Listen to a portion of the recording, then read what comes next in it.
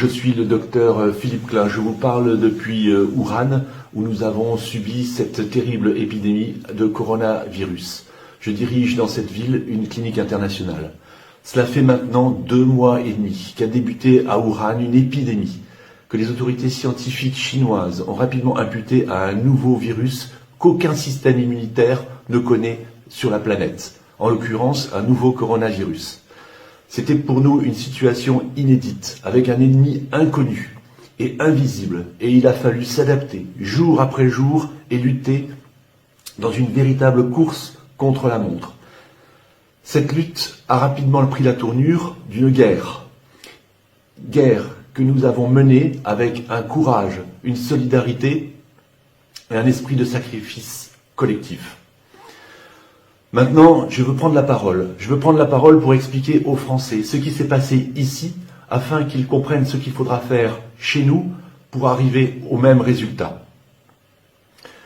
Même si la Chine vous semble très loin, même si les Chinois vous semblent différents, il s'agit du même virus, et ce virus s'attaque de la même façon à tous les êtres humains. Malgré tous les efforts réalisés en Chine pour arrêter cette épidémie, le virus est aujourd'hui en train de se répandre et de se multiplier en Europe et chez nous. J'ai vu sur la télévision française des spécialistes dire qu'il ne fallait pas s'inquiéter.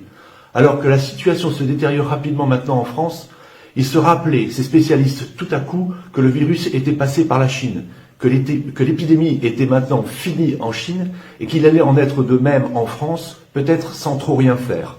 Alors, il s'agit là d'une méconnaissance totale de ce qui a été fait ici à Wuhan et dans le Roubaix, de cette guerre implacable qui a été organisée contre le coronavirus dans l'optique de protéger la Chine continentale et le monde, d'éviter une surmortalité et de permettre aux habitants de reprendre une vie normale, une vie sociale normale le plus rapidement possible.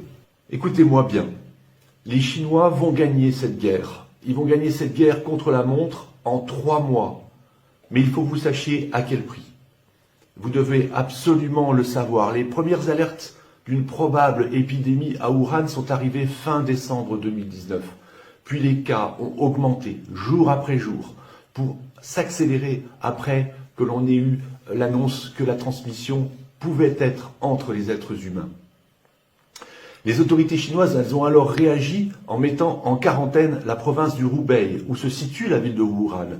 Ça veut dire mettre en quarantaine 56 millions de personnes. Ils l'ont fait le 23 janvier 2020. Au début, il s'agissait d'arrêter les transports en commun, les commerces, fermer les gares et fermer l'aéroport international, fermer les frontières de la province. En ce qui concerne les écoles, fort heureusement, elles étaient déjà fermées depuis plus de 2 semaines, car nous étions au moment du Nouvel An chinois. Les gens pouvaient à ce moment-là toujours se déplacer pour aller s'acheter à manger ou bien pour se promener. Pour nous, les médecins, il fallait absolument s'adapter à cette nouvelle situation. Nous manquions de masques, nous manquions de protection, nous manquions de lits. À ce moment, la prise en charge des patients présentant des symptômes peu marqués, c'est-à-dire 85% des personnes dans le cadre de cette infection, étaient confinées à leur domicile. À la mi-février, les autorités chinoises ont constaté que toutes ces mesures étaient insuffisantes. L'épidémie n'était pas contrôlée après 3 semaines de quarantaine. Et donc, il fallait absolument intensifier la guerre. Et c'est à ce moment-là que les autorités chinoises ont pris 2 mesures radicales qui ont changé le cours des choses. 2 mesures radicales qui ont permis de finalement contrôler en 4 semaines l'épidémie. La première chose a été qu'ils ont imposé un confinement strict à toute cette population de 56 millions de personnes, c'est-à-dire la nécessité de rester dans ces appartements. Et ceci a été permis parce qu'il y a eu une solidarité autour d'une chaîne logistique pour alimenter toutes ces personnes, pour leur apporter à manger.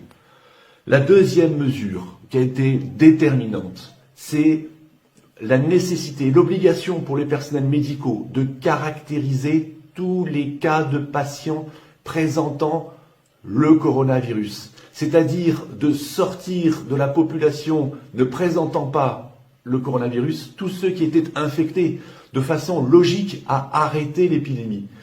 Ceci a été permis grâce au travail des médecins qui ont isolé les patients présentant le coronavirus et les patients au contact de ces sujets sur des critères cliniques, sur des critères scanographiques essentiellement, car on sait que ce coronavirus donne des pneumonies avec des images tout à fait caractéristiques au scanner thoracique. Et puis, ils ont aussi réalisé des tests PCR, mais ils se sont rapidement rendus compte qu'il y avait beaucoup de faux négatifs. Donc, ils ne se sont pas totalement concentrés sur ces tests PCR. À partir de là, les sujets qui présentaient le virus et présentaient des formes graves, c'est-à-dire à peu près 15% des cas, ces sujets-là ont été bien entendu hospitalisés. Les sujets présentant des formes mineures, donc 85% des cas, ont été placés tous ensemble en confinement dans des stades. Et les sujets contacts, eux, ont été placés dans des hôtels. Je peux vous dire que la population chinoise, elle a adhéré avec courage, avec patience, avec solidarité, parce qu'elle a rapidement compris la gravité de la situation et qu'elle a rapidement compris les enjeux. Au prix de ces efforts que je viens de vous décrire et de ces procédures implacables, la Chine va maintenant contrôler l'épidémie sur son territoire en 3 mois, avec entre 4 000 et 5 000 décès, malheureusement, et entre 80 000 et 100 000 cas de personnes infectées. Mais que sont ces chiffres par rapport à une population de 1,5 milliard de personnes?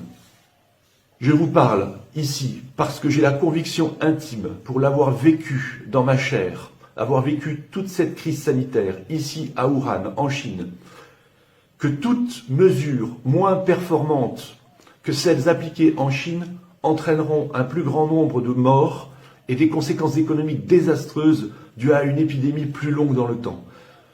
Je vous exhorte donc, vous, Français, à appliquer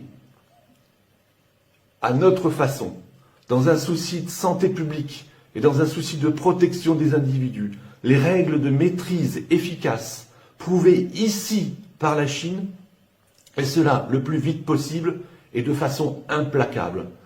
J'ai une pensée énorme pour les patients qui souffrent en France, pour mes collègues médecins et les infirmières, ainsi que pour toute la population. Je vous soutiens de tout mon cœur parce que je suis passé par là.